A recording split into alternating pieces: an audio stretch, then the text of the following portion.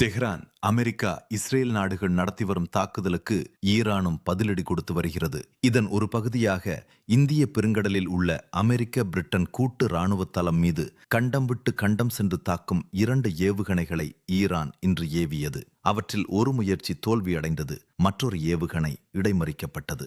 ஈரானிலிருந்து 4000 kilometre தொலைவில் உள்ள இந்த இலக்கை குறிவைத்து ஈரான் தாக்க முயன்றது அமெரிக்கா மற்றும் ஐரோப்பா உள்ளிட்ட நாடுகளுக்கு அச்சம் ஏற்படுத்தி உள்ளது. இதுவரை 2000 கிலோமீட்டர் சென்று தாக்கும் ஏவுகணைகள் மட்டுமே ஈரானிடம் உள்ளன என நினைத்த மேற்கு உலக நாடுகளை ஈரான் மிரளவிட்டுள்ளது. ஈரான் வெளியுலகிற்கு கூறும்போது தன்னிடம் 2000 கிலோமீட்டர் தொலைவை சென்று தாக்கும் ஏவுகணைகள் மட்டுமே உள்ளன என தொடர்ந்து கூறி வந்தது. ஆனால் இந்த தாக்குதல் உலக நாடுகளிடையே அச்சம் ஏற்படுத்தியுள்ளது. ஏனெனில் சமீபத்தில் அமெரிக்காவின் ரேடார்களில் சிக்காத திறன் வாய்ந்த அதிநவீன F-35 ரக போர் விமானம் ஒன்றை ஈரான் தாக்கியிருந்தது. இது உலக நாடுகளை திகைக்க வைத்தது. இந்த சூழலில் ஈரான் மற்றொரு தாக்குதலை நடத்தி அமெரிக்க, ஐரோப்பிய நாடுகளை மிரள விட்டுள்ளது.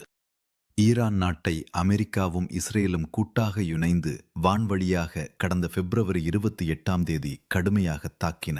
அது முதற்கொண்டு நடந்த தாக்குதலில் ஈரானில் பெண்கள், குழந்தைகள் என 1000க்கும் மேற்பட்டோர் பலியாகி உள்ளனர்.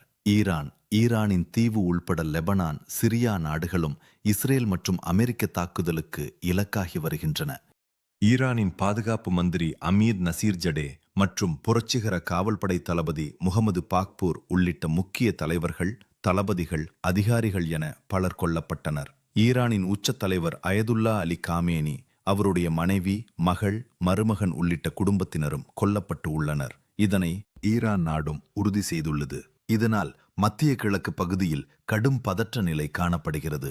இதற்கு பதிலடியாக ஈரானும் அமெரிக்காவையும், இஸ்ரேலையும் மற்றும் பிற நாடுகளில் அமைந்த அந்நாடுகளின் படைத்தளங்களை தாக்கி வருகிறது.